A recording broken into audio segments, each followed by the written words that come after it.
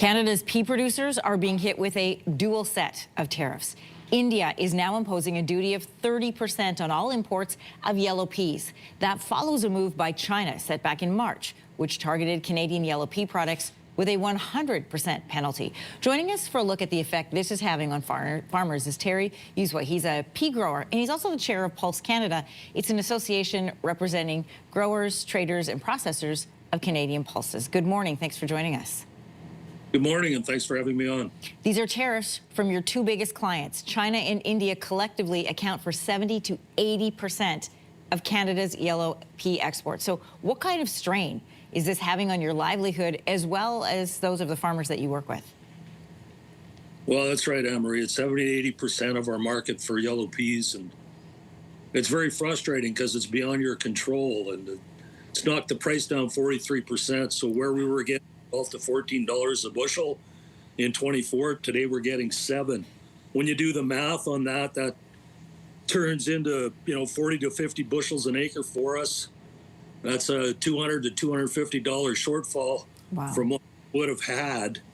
And when you talk about 3.5 million acres for 25 production across Western Canada, that turns into $200 an acre at 3.5 million. That's a $700 million shortfall if the problem isn't fixed. And that's just China. And that's just China. We know, just through following the news, why China imposed the tariffs, and this is in response to our EV tariffs. But India reintroduced these tariffs against yellow pea products. Why did they do so? So India is a domestic issue. India will act in its own interests.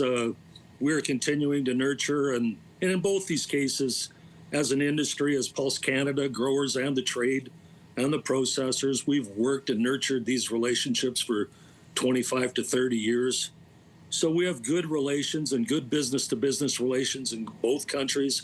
Both countries want to do business with us.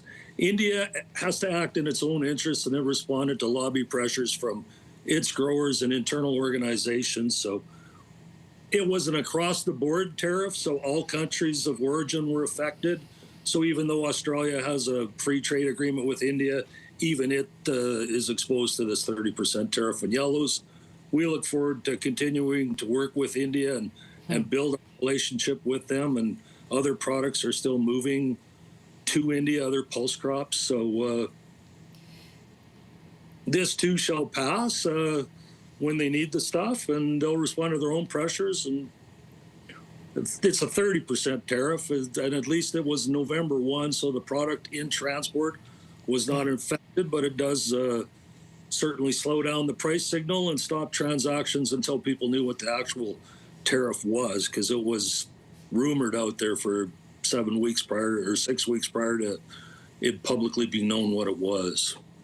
Like a true farmer, you are optimistic, looking glass half full. It's only 30%. But as you've explained to us, that a lot of times canola farmers also farm yellow pea products. So you've been hit with this tariff from China on the canola products, and now you've been hit with from India with this tariff on pea products. How are you going to survive?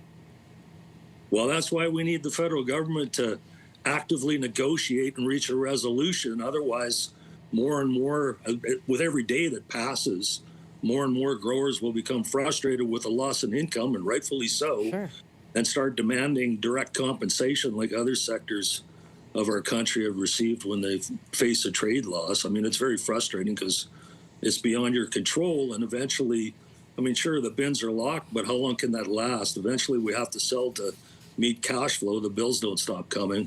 And, here's another example for you from the trade side of it. Like maple peas is a specialty crop that typically has about 150,000 acres. Over 90% of the product goes to China. Imagine being a grain buyer who's got a contract with the grower delivers, and now the grain buyer can't move the product to China. There are presently no bids on maple peas for the grower.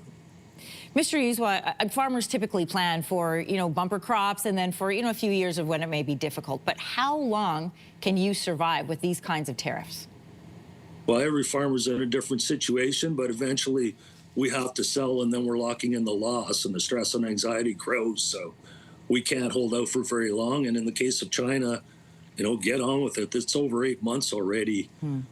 hopeful that we would reach some, when we do continue to have meetings at higher levels. We had a team from Pulse Canada there recently and met with Minister Heath, and things continue to move in a positive path, but it's taking too long. I was hopeful that we would have more meaningful action and a resolution path timeline by now, but there seems to be too much politics with the budget and U.S. and everything else that you have to deal with. Well, that's fine, but at some point you have to get on with it and just move forward. No decision is not a solution, and that's what we're facing right now. And it's stressful, it's anxiety, and when those things creep in, who knows what follows that.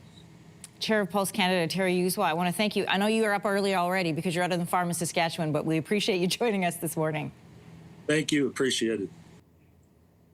If you like that video, make sure to subscribe to the Your Morning YouTube feed, where you can find all kinds of new content posted every weekday morning.